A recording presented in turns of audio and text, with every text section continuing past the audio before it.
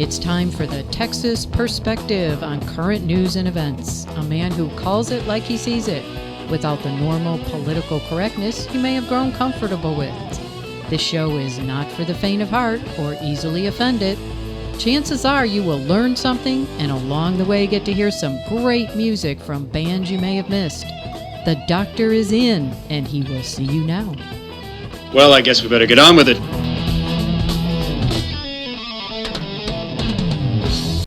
Happy Saturday, Beaumont. Well, today is a Saturday show, so we're going to be here for a full hour. So guys, strap in. Now, if you're watching this on Rumble or if you're watching it on YouTube, please leave your comments below. And a big shout out to Duck Dew because, well, Duck Dew never misses a show, and we're grateful for that. It's been that way for many years, and please don't stop now.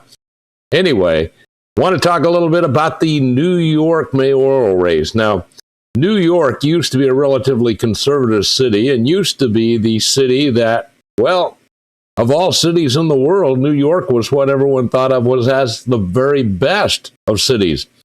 But there was a debate on October the 16th that you may not have heard about. I mean, most of you, you're in Beaumont. You don't live in New York. You don't really care. But I have a lot of friends that have lived in New York, and New York represents the United States to the rest of the world.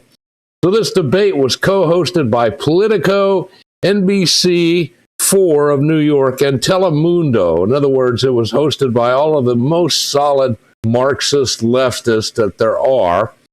And socialist Marxist candidate Zoran Mamdani, he said, "I am not a communist."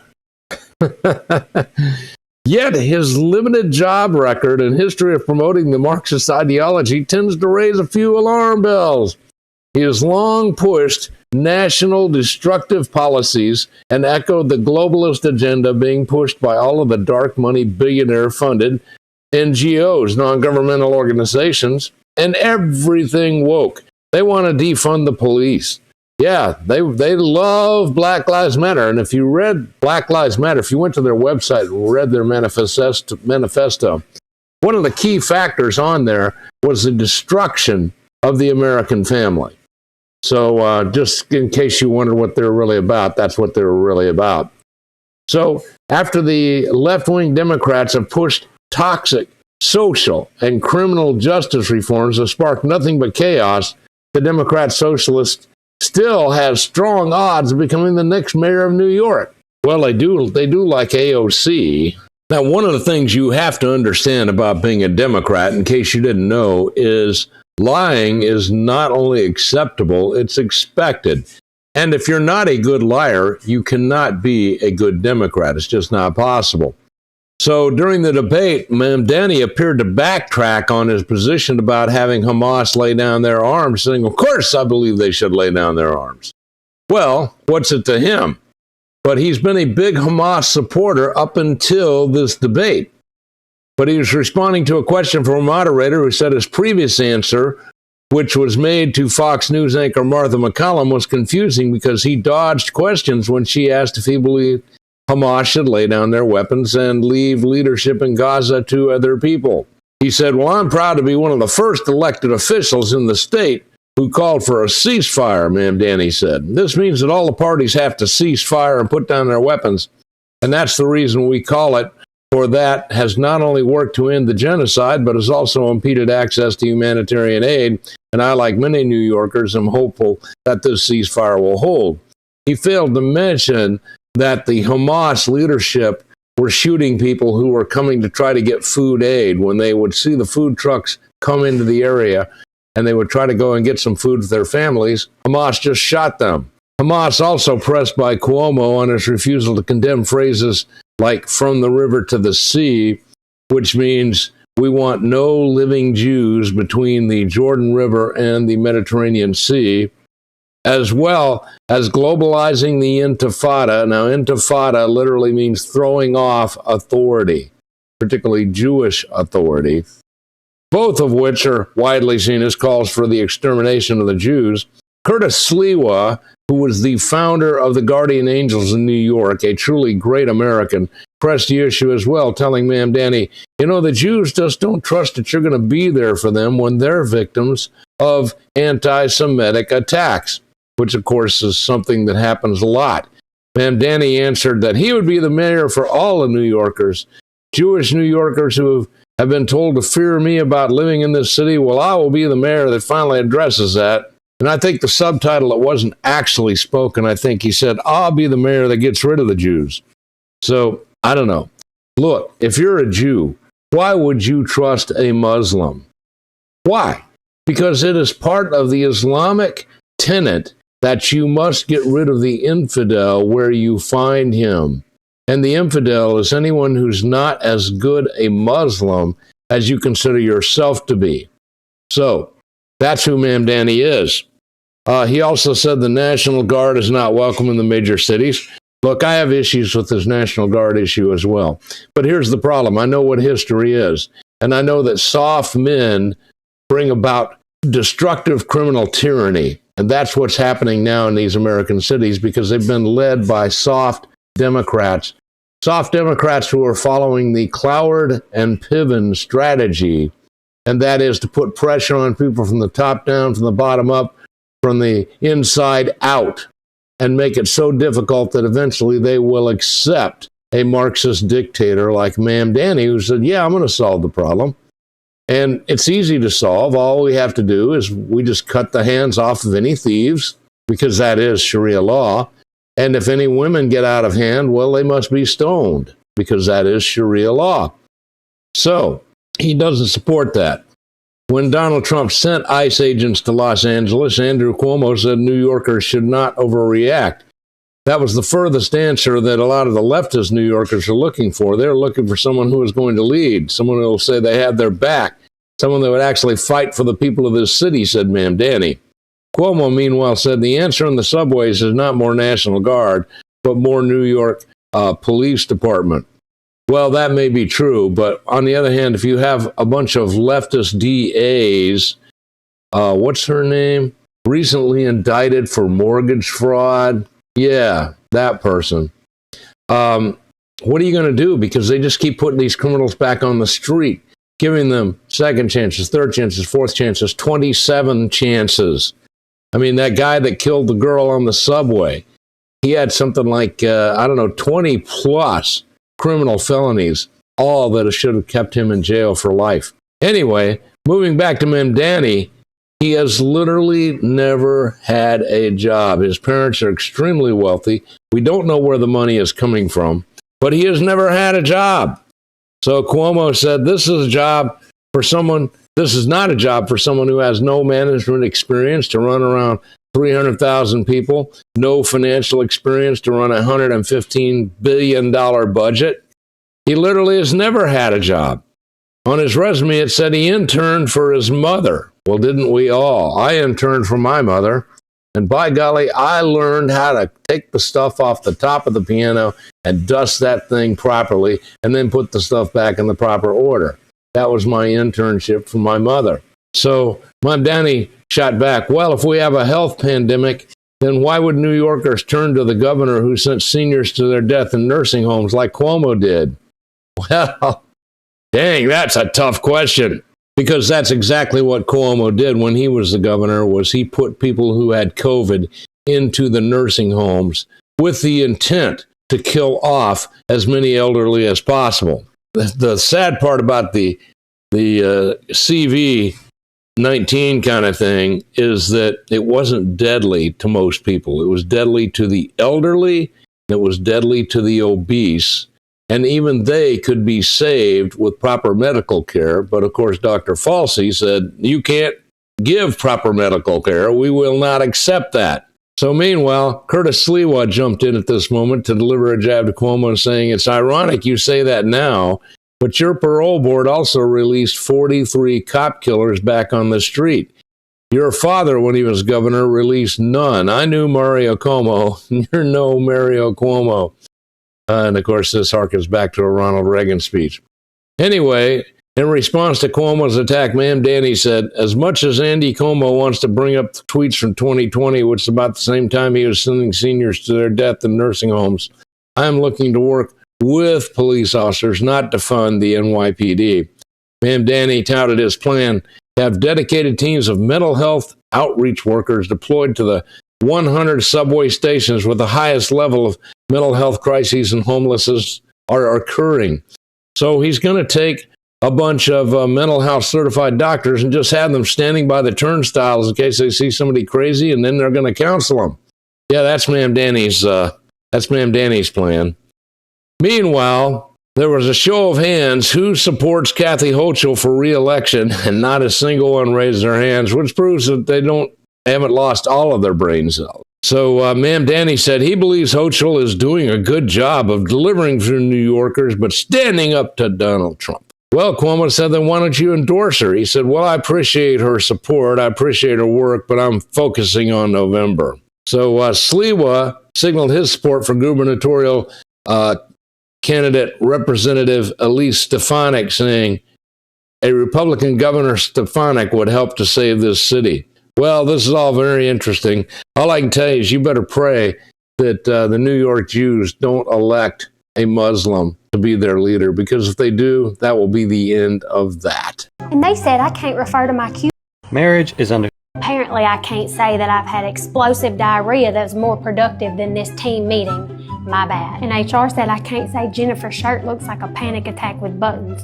But if her cleavage starts clapping before she does, what am I supposed to do? Pretend I don't see it? My boss asked me why morale was so low. I said, have you met yourself? HR told me it's not appropriate to refer to the promotion process as a game of duck nepotism. Well, they said I can't call the boss speed bump anymore, so now I just call him our little motivational obstacle. I wanted to add, please don't CC me unless it's gossip, to my email signature, but apparently that's unprofessional. And they said I can't refer to my cubicle as my depression fort, even though that's exactly what it is. I asked about a raise and they sent me a link to a webinar about gratitude.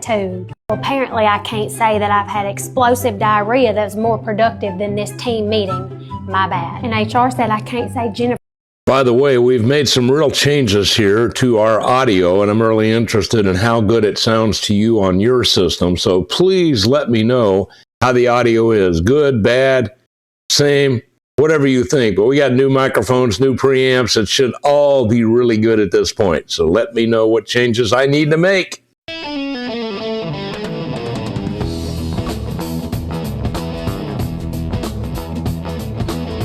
You have a choice, and you chose Freedom 1300.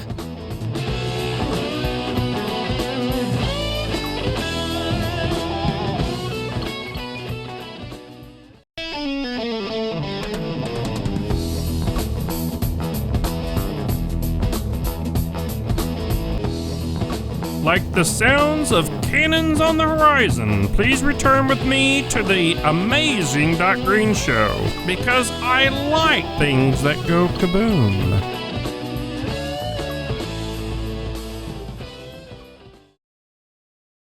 Well, once again, happy Saturday. Today I wanted to bring you a speech that Paul Harvey gave, and I thought it was really good and insightful in spite of the fact that it's now several years old. I hope you enjoy it. And of course, it's Saturday. We got a lot of great stuff for you here today. So, ladies and gentlemen, Paul Harvey. Be still, my heart. I have ever to remember what Walter Lippmann once said, that self-importance has ruined more good journalists than bad liquor.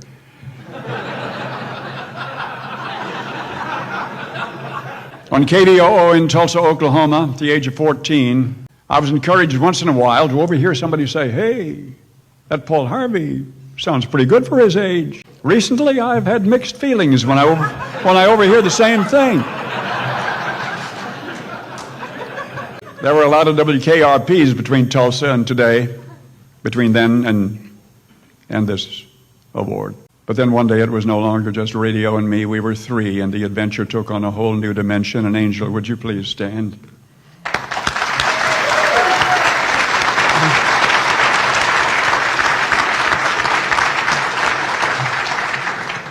And so with an angel on my shoulder and a gifted son by my side, I can take only a fraction of the credit for this accolade.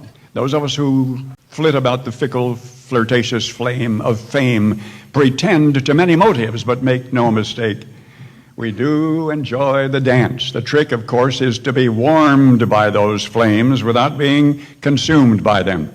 In my experience, that objective has been aided by having a wife who is wiser and a son who is smarter. My wonder-filled adventure in journalism began figuratively sitting at the feet of an Emporia, Kansas editor I never met, William Allen White of the Emporia Gazette. It was he almost alone who brought Middle America to the attention of the world. Nobody better than Mr. White ever reduced the world's complexities to shirt-sleeve English that anybody could comprehend. My professional ambition was and still is to serve his constituency. And should you visit my skyscraper offices in Chicago, and you're always welcome, your attention will focus first on a large portrait in the reception room wall. It's a portrait of a young boy. His clothing dates itself to a generation past. The +4s are wretchedly wrinkled. The misshapen shoes are worn out. One of them is worn through. But the boy, leaning forward on one elbow, is listening enwrapped to a 1930s vintage cathedral-shaped multi-dial radio. The boy does not resemble any person in particular except to me. The artist is an Oklahoman named Jim Daly, whom I have never met, but with his painting he included this note. He said, "There is no way for me to express the pleasure I received from listening to the old radio programs.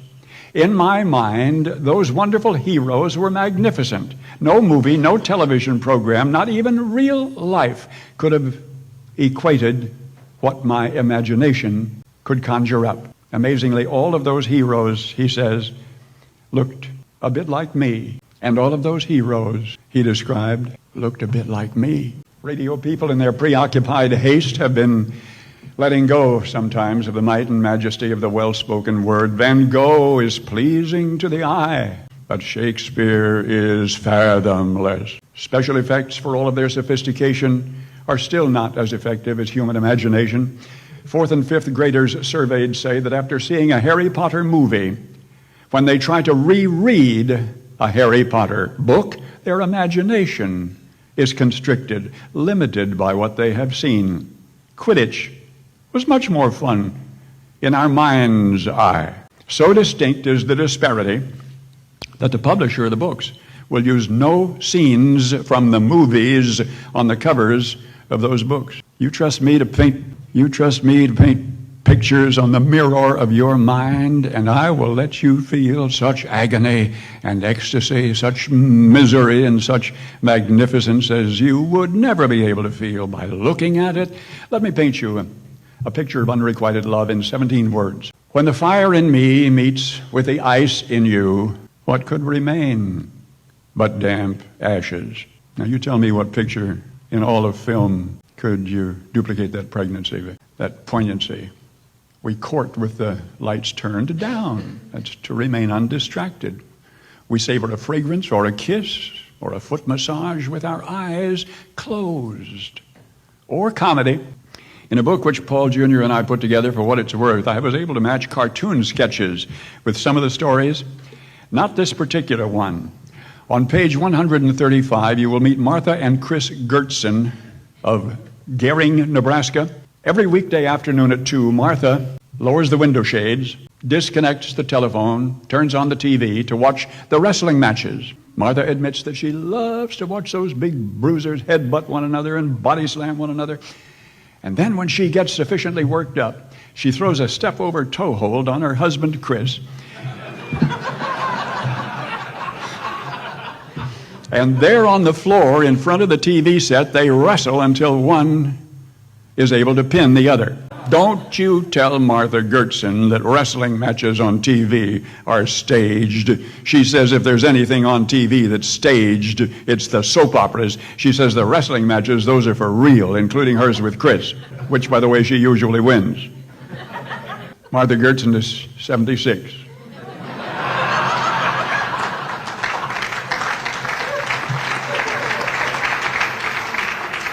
Her husband, Chris, is 83. Now, that picture which you have been imagining is infinitely more entertaining than any cartoon of the same thing. Ladies and gentlemen, you all can't comfortably say this, but I can. Your roots are deep and strong, or you would not have weathered the evolution of your industry with such consummate grace and dignity and responsibility. News-related radio programming is evolving, as you know, at a frenetic pace. In the beginning of my career, when ABC was still part of NBC, there were three clearly defined categories of news people. First one became a rip-and-read reporter, epitomized by Lowell Thomas. After an appropriate apprenticeship, the reporter might qualify himself to be a news analyst, and then he was able to explain the news. H.V. Kaltenborn was a very good explainer.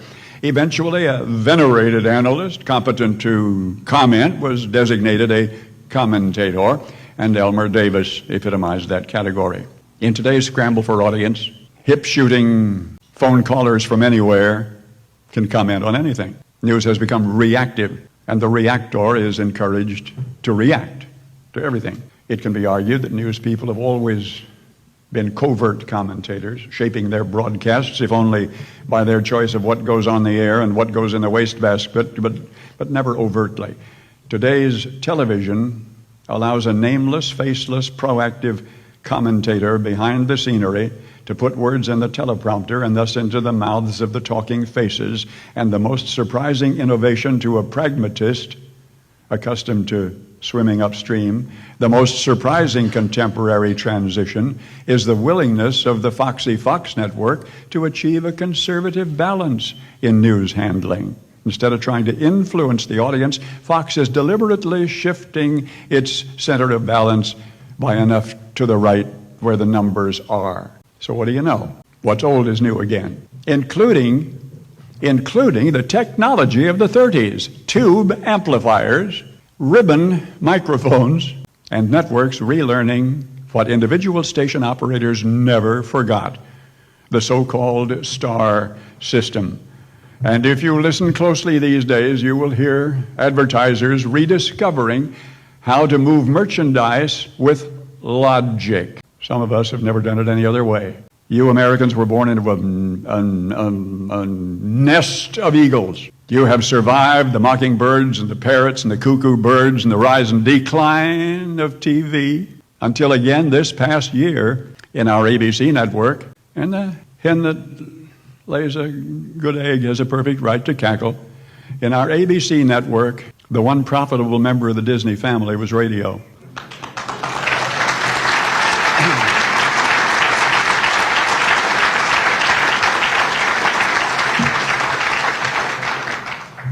Confucius is said to have said, "One picture is worth 1,000 words." Ha, ha, ha. Anybody remembers about Confucius? Not what he looked like, but what he said.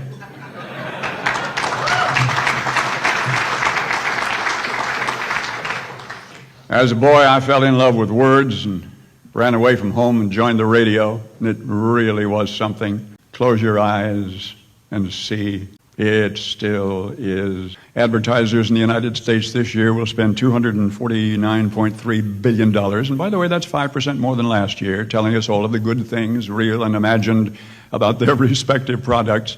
Isn't it a shame that with noisy, distressing, depressing news hour after hour, day in and day out, by our emphasis on all of the bad things, crime and inflation and pollution and floods and fires and discord and discontent, by our persistent preoccupation with negatives, we tend to unsell ourselves and our children on a way of life which in fact is the envy of the rest of the world. And that repetition is effective. I tell you, repetition is effective. Repetition is effective. Bob Barker asked a game show contestant for $500, name two famous brothers who made it possible for men to fly. Without a moment's hesitation, the contestant replied, Ernest and Julio.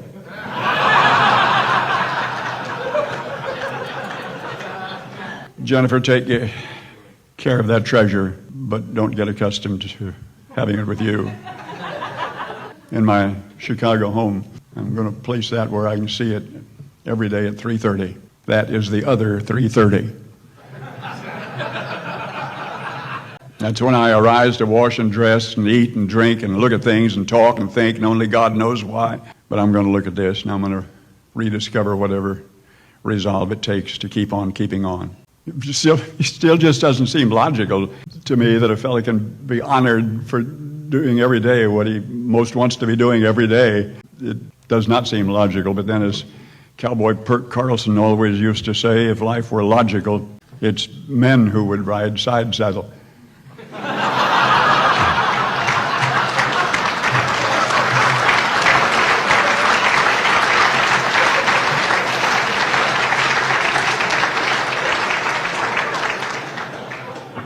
The first time in a long professional lifetime, the first time that I ever missed even one broadcast for health reasons was 2 years ago, and sentenced to silence. I had to confront the possibility that I would not be back, maybe not be back on the air ever. I was not ready for that. There were a few more footprints I had hoped to leave behind for my colleagues, especially for the very young ones. I guess I imagined that the journalists in the bullpen were not quite warmed up yet, and somebody had to be around to keep reminding them that tomorrow always has been better than today, and it still will be. But they have plenty of time to mature now, with the rusty pipes renewed, and a reminder like this to re-inspire me. I just might repeat something that I told Al Peterson 3 years ago. I have made up my mind to go on forever. Good day. Ladies and gentlemen, the incomparable Paul Harvey. We'll not see the like of him again. I miss him. I miss Rush Limbaugh.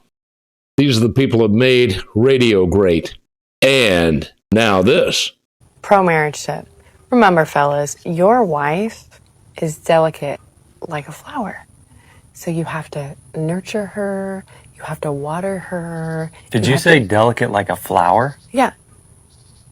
You're delicate like a bomb. Look. Yeah. Like, don't cut the wrong wire or everything explodes.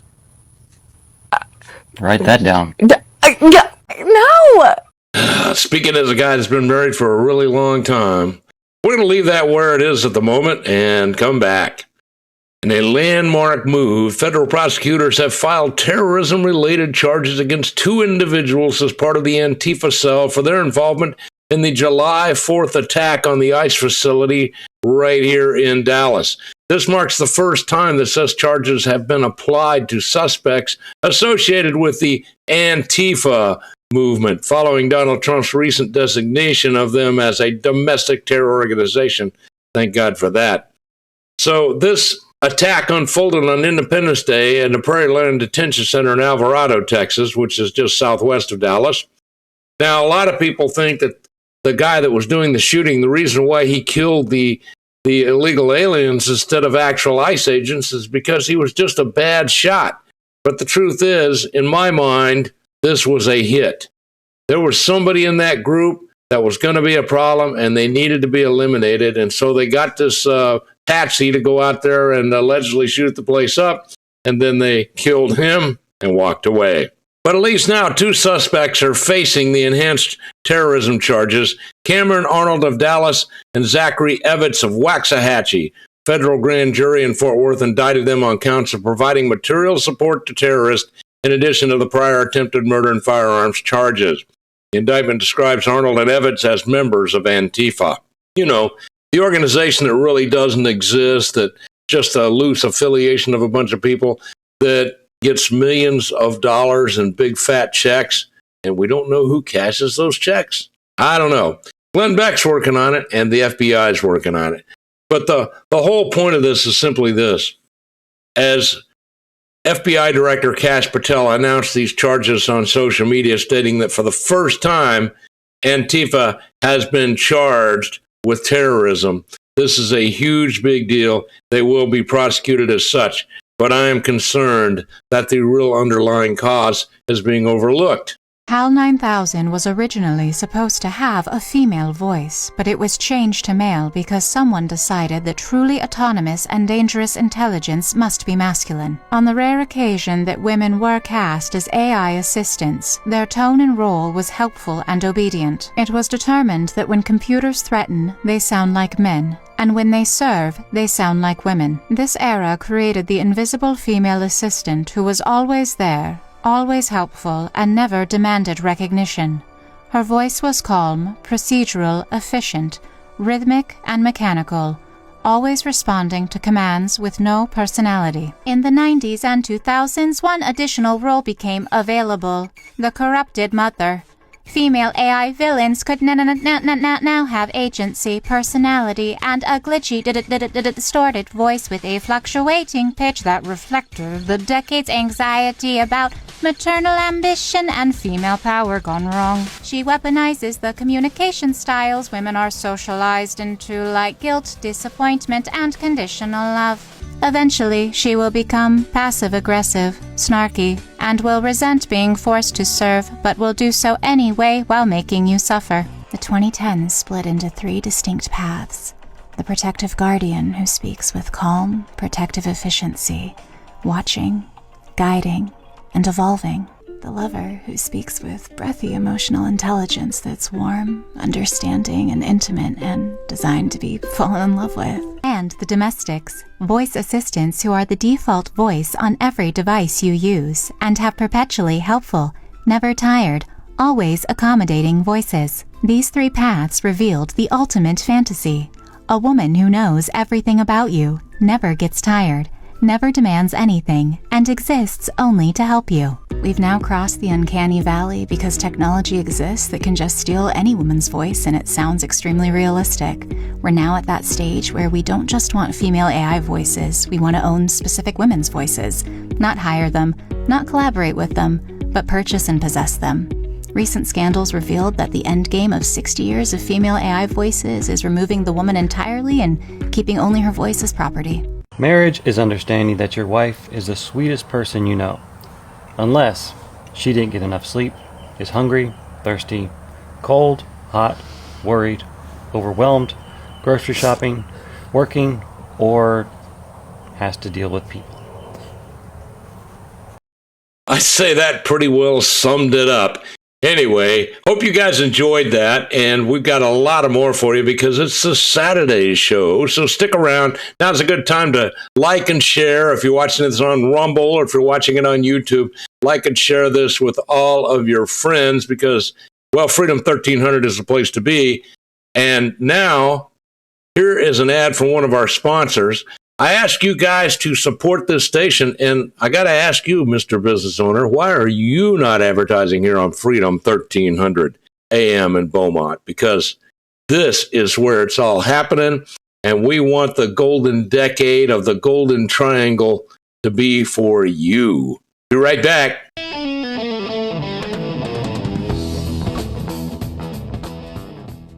Please return to the Doc Greene Show. This is Marvin the Martian. When you miss it, you make me very, very angry. Well, a lot of people are asking what's going on right now between Venezuela and the United States. We've vaporized several drug boats so far, and the critics are saying it's illegal. But on the other hand, we've had a war on drugs now for most of my life, and it's been an absolute failure. As Steppenwolf so aptly put it in their song, Monster, please give up, you've already lost the fight. Well, we had until Donald Trump. These strikes on these narco-terrorists are turning the tide. And let me just share this with you from the Babylon Bee, one of the most reliable news outlets out there. They had their news cameras out in the Gulf of America. Check this out. I sure love the money we get from smuggling drugs. My favorite thing is how it ruins families. Hey, what's up? Hey guys, how's it going? You landed on the wrong boat, muchacho. No, I have the right place. I'm a public defender. I've been assigned to your case. We don't need no stinking public defender. What? I wore deodorant. Anyway, the U.S. government decided cases like these deserve due process, so that's why I'm here. Maybe we just cut you up, gringo. There's no time for that. See, you two have been charged with being cartel members, and I need to know how you want to flee. Yes, we are cartel members. That's why today is gonna be a really bad day for you. I'm a public defender. I don't even know what a good day is like. Anyway, I really think you should fight these charges. We don't care what you think, ese. Okay, I guess you're pleading guilty then. I really need to get going. What a crazy gringo. I don't like it when you call people gringo. That's an ethnic slur, and it makes me uncomfortable.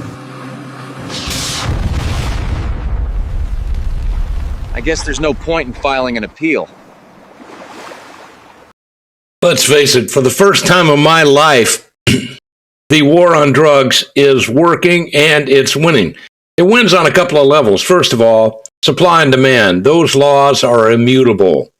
And if you reduce the supply, the demand goes up, and so do the prices. And that means drugs are going to become too expensive for a great number of people out there because they're not even going to be able to steal enough stuff to pay for those drugs. Not to mention they're having to compete with the Antifa gangs and the Black Lives Matter gangs that are out there robbing these jewelry stores en masse. The point is, the war on drugs is working. And Nicolas Maduro's days are well numbered. He lost the election, by the way. He just refused to step down. So we'll see what happens with that in the future. Now this. Hey, I'm an audiobook narrator, and these are 7 common types of narration styles. I read every single sentence like it's innuendo, even when it's not. And a lot of people like it like that. My cousin wrote a book and thinks I have a nice voice, so I got a $100 USB mic, and now I'm narrating it even though I've never done any acting before in my life. Everything is read warmly, maybe a bit cheekily, and channels Emma Thompson or Julie Andrews, even if it's an American accent. I'm a classically trained actor, and each character will have a distinct voice, whether it's woman on the subway, cashier at the grocery store, or doctor who's only in one scene for all of 3 seconds.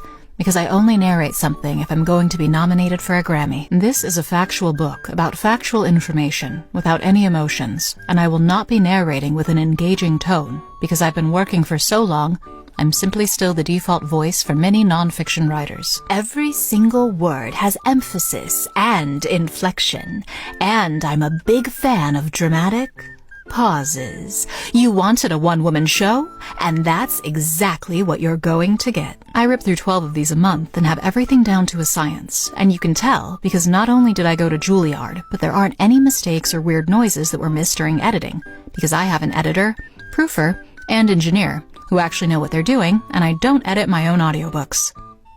Speaking of which, I haven't done my book in audio yet, but I'd like you to buy my book. You can get it on Amazon. You go in and type in the words Doc Greene with an E. Don't forget the E on the end of Greene. Doc Greene E. And the word worship, and it will come up. And if you have Kindle, you can get my book for free. That's right. And if you don't have Kindle, well, please buy it because, quite frankly, I need the money. And if you're a worship leader, if you're a church pastor, if you sing in a worship group or play an instrument in a worship group, this book is for you. If you like church history, you like Bible, and you like to know what the Bible says about music, well, this book is for you because it's one of the few books out there that was 90% what the Bible says about music and 10% what I think about it. So check it out. Worship Leader's Guide, A Biblical Approach to Worship in the Modern Church. Once again, the free Kindle edition is there, and I'd ask you guys to order that thing up. Check it out. Let me know what you think. I need more reviews. I think I've got 6 reviews so far, and they're all 5-star, but I need more reviews, so please read the book and give me a review. Now this, Admiral Alvin Holsey, he is the head of the U.S. Command in Central America, and he's announced he would leave his post in December, 2 years before his 3-year contract expires. On November 7th, 2024, 2 months before the end of the auto-pen regime, Holsey was promoted to command U.S. Southcom. At the time, he had been overseeing the strikes against the Venezuelan cartel drug boats in the Caribbean. Serving as your commander and deputy for the last 34 months has been a tremendous honor, he said. The Southcom team has made a lasting contribution to the defense of our nation and will continue to do so. I'm confident you will forge ahead focused on a mission that strengthens our nation and ensures longevity as a beacon of freedom around the world. He did not elaborate on why he was quitting, but a report from the New York Times indicates that the highly successful and bold bombings of the cartel boats from Venezuela have played a role and may have affected his commissions. One of the U.S. officials, all of whom spoke on the condition of anonymity because they're gutless bastards, to discuss personal matters, said that Admiral Halsey had raised concerns about the mission and the attack on the drug boat, saying that it really was affecting his level of income. I added that. That's not in the story. But look, guys, this drug war has been going on for a long time. And we happen to know that the way that most of the drug cartels operate is they do give you a choice. They're very pro-choice. Your choice are silver or lead. Take the bribe or we'll kill you. Pete Hegseth, who's the best Department of War chief we've ever had, he said, "We extend our deepest gratitude to Admiral Alvin Halsey for his 37 years of distinguished service. Throughout his career, from commanding helicopter squadrons to leading carrier strike groups and standing up to the international maritime security construct, Admiral Halsey has demonstrated an unwavering commitment to mission, people, and nation." Well, we hope so. The point is, it's very suspicious that he's leaving, but he was appointed by the Autopen, and that may have had a lot to do with it. A lot of those people were absolutely, in my opinion, on the take, and therefore were untrustworthy. So, I'd say good riddance. I hope you do well in your new life, and I hope we don't find out that you were getting paid. Congresswoman Pelosi, are you at all concerned that the new January 6th committee will find you liable for that day? Are you at all concerned about the new January 6th committee finding you liable for that day? Why did you refuse the National Guard on January 6th? Shut up. I did not refuse the National Guard. The president didn't send it. Why are you coming here with Republican talking points as if you're a serious journalist? The American people want to know. We still have questions. Thank you. Congresswoman Pelosi, are you at all concerned that the new January 6th... Once again, I need to remind you, as someone who was there on January 6th, what Nancy Pelosi did was she colluded with the CIA and the FBI in order to destroy Donald Trump and to destroy Republicans forever. The intent was to make sure that Donald Trump would never again be allowed to run for president, and indeed the hope was that he would be imprisoned and killed there. That was the goal. And of course, she wants to do the same thing to you and me. But nonetheless, she refused to have the National Guard come in because she had already made agreements with the FBI and the CIA and had her daughter on site to shoot a documentary because she knew what was going to happen that day.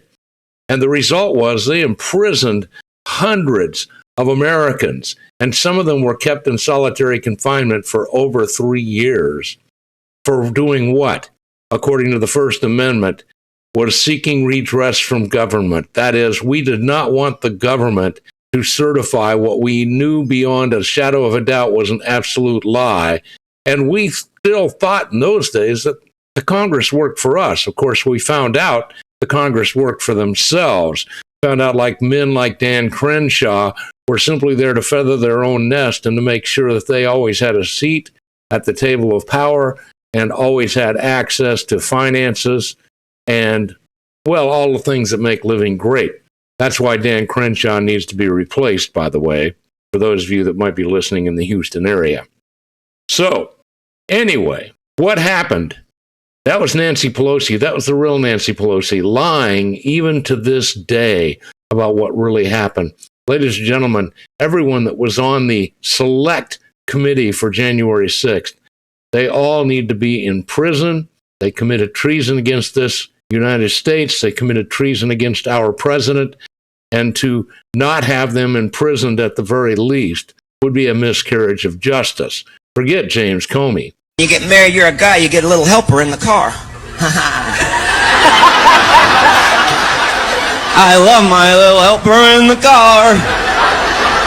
She knows everything about driving. It's very convenient for me. But sometimes I get confused. See, I don't know how I get anywhere without my helper in the car. I'd probably be bouncing off trees and buildings and stuff, but she's there to help. Like, she tells me when the light changes colors and everything. It's very convenient and helpful. Like, it's green. Thank you, Albert. Because I was confused. I didn't know. So seriously, why are you not advertising here at Freedom 1300? That's Freedom 1300 right here in Beaumont, AM every morning and every day on the Doc Greene Show. We need you, and, well, you need us. Hey, that's going to do it for me on the Saturday show. Thank you guys for being part of it. Please leave your comments on sound quality because we're doing our very best to improve that. And once again, thank you for being part of the show. Like and share on Rumble, on YouTube, and we will see you Monday, God willing.